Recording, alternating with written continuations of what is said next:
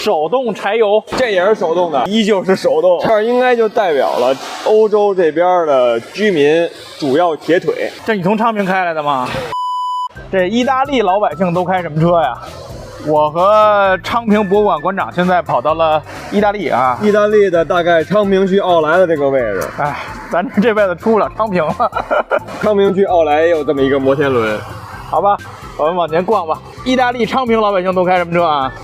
这是什么500X， 菲亚特500的小 SUV。这个 X 应该是四驱的意思吧？对，它比之前那个大的那500 SUV 还小一号哈，没见过这玩意儿。它的竞争对手应该是 Mini Countryman。对对对，差不多。欧宝啊，这是小 MPV， 它还不是那个 Corsa， 贼小的 MPV。而且我发现叉二车大部分都是手动的，你看。对，手动柴油。对，因为手动对他们来说是不是便宜？便宜省油啊。这个，这也是手动的。哎，我超喜欢这兰奇亚这小车，真好看。MT 啊，档把不是高，大家看手动挡，后尾巴就跟一时装似的。对，你看人家还放一帽子在后边，多有样儿。那还一白色的铜管，这还一白色的。这个3008在这算大车啊，起亚这是啥玩意儿不认识，反正就是比3008还小一号。这个车至少20年了吧？得有。这个是90年代初，其实那会儿的算是菲亚特500哦，当时就这样，很90年代这设计。你看后尾巴像不像夏利？对，非常是吧？看前头的这个封闭前脸啊，这已经不是5棱标了，这已经是相对比较新款的了。已经回这个标了啊。这一个小欧宝，这欧宝 Corsa 吧，同样也是手动。它的前一代就是咱那赛欧豪车，哎，豪车 BMW 柴油版320，这应该也是一手动。哎，没有，这是高级车，这是 AT 啊。嘿，还给你调车听听柴油。柴油。这是一大车哎，这么大个儿，本田 CR-V， 这在这儿怎么显这么大呀？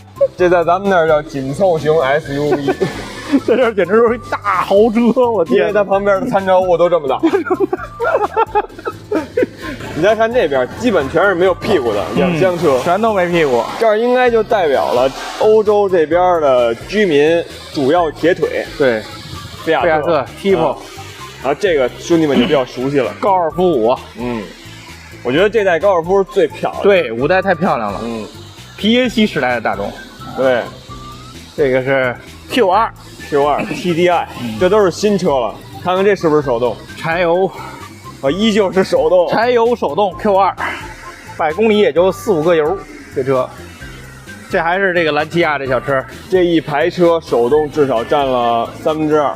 对，还得多，我觉得。对，这菲亚特。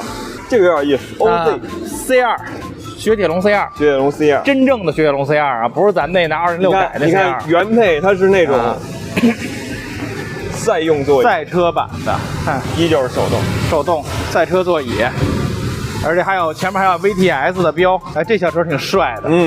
我特喜欢这台 C2，可惜国内没有。对，这就是拉力赛车嘛。对，国内没有引进啊。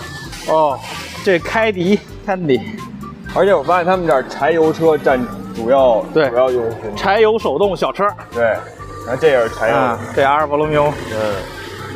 这是147吧？147，很老的车了。这边几个16，你看这边也是。对 ，Polo。对啊，全部都是柴油手动。他们这边的车呀，都不是特别的先进。对，智能化程度太低。没有。哎呦，这什么车呀 ？T03。这啥车？这是啥车？这你从昌平开来的吗？对，就是我从昌平开来给你展示咱们中国人的铁腿到欧洲是多么的先进。拉开门，走进内饰，来给兄弟们看看。大屏幕，怀档，天窗，支架，就这么一台配置拉满的铁腿，还没咱俩来时候机票贵呢。这车在欧洲好像没这么便宜，这车在国内是6万块钱的那款，在欧洲可能得翻1倍吧，还不得？对，因为其实欧洲大家看这些小车啊，并不是特便宜，都得个1万几千欧，就10万块钱人民币以上，10万块钱左右啊。这当然这高尔夫就更贵了啊，高尔夫在这儿算大车。那同样10万块钱以内，咱能买一个纯电，行驶将近300公里。而且这个4个门能坐4个人，后备箱空间还比较大的 T03。而且咱们这后排还能放倒。行了，你可以回昌平了，开着这个。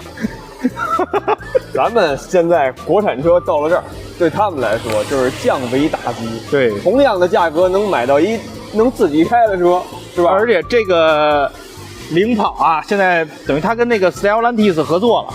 对，其实在这儿呢也算是一个比较本土化的品牌。它其实，在欧洲所有的雪铁龙、标致、菲亚特店都能给这车服务啊，它这边打通了。所以说它现在算是一欧洲小车了，所以我们在这儿能看到它挂着意大利牌照。对啊，最起码你不用在车里练咏春了。行了，我回昌平了，咱们家里见啊！充了多少回电给大家汇报一下啊，尤其过俄罗斯的时候。